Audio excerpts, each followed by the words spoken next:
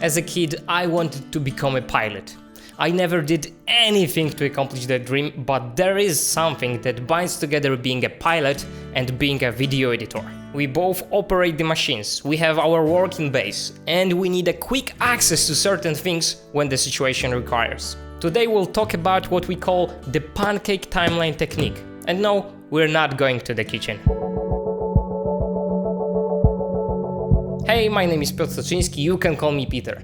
Cut to the Point channel is all about mastering film editing, about streamlining the editing process so you know what's the point of every cut you make in the story you want to tell. So the pancake timeline, huh?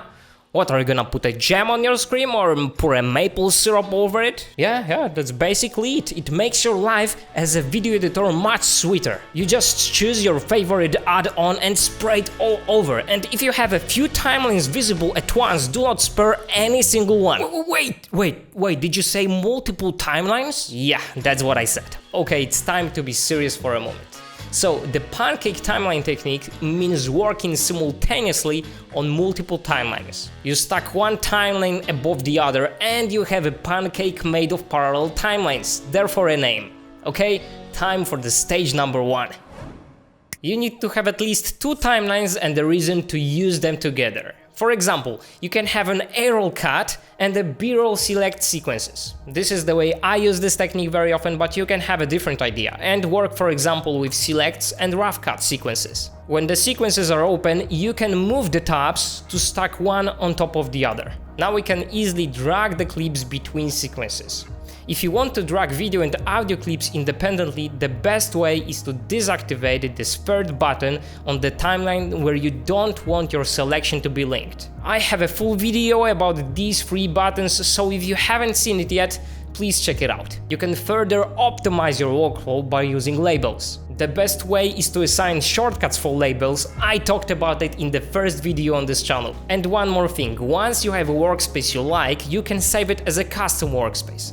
Just go to Window, Workspaces, Save as New Workspace. By the way, the workspace is saved on the project file level, so if you open the project on the other computer, your custom workspace should be there. And if you subscribe to my mailing list, I will send you my Pancake Timeline project file template and a bonus video available just for my email subscribers. It's time to expand our pancake technique definition. Not many people use it, but you can actually open a sequence in a source monitor, which lets you do insert and overwrite edits. Just right-click the sequence and choose Open in Source Monitor. Now open Source Monitor Settings, which is this wrench icon, and choose Open Sequence in Timeline. Now this timeline is opened in the source monitor, which is indicated by the red playhead. If the timeline is opened in the program monitor, which is the default situation, the playhead is blue.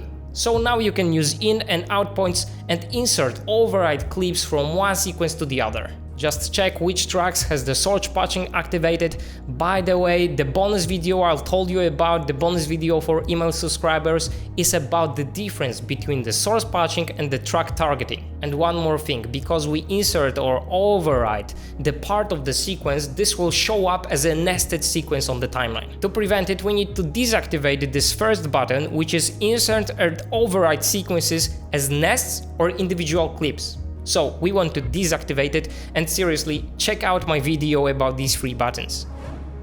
And one last awesome tip for using Pancake Timeline technique in Premiere Pro.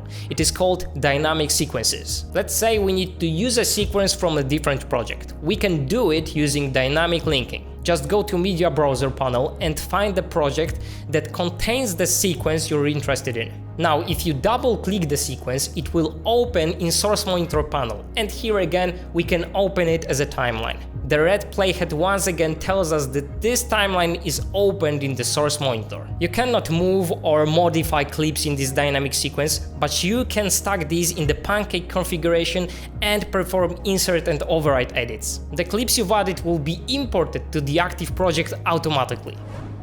Okay, it's time for the bonus pro tip that no one really talks about. I mean, it's like a Hollywood secret. So if you combine the pancake timeline with actually eating pancakes, you're really owning this technique. It's like cheat sheet mode. Every Oscar-winning editor I personally know uses this ultimate pancake timeline technique. Okay, you got me here. But for real, go to the link in the description and subscribe to my mailing list. I will send you a Pancake timeline project file template and a short bonus video about source patching and track targeting. Please like the video, and if that's your first time here, I'd love to have you subscribed and hit that bell icon so you don't miss out on new videos. Check out my previous video where I talk about the eye trace and the rule of 6. It was Peter, until the next time, shoot and edit like there is no tomorrow.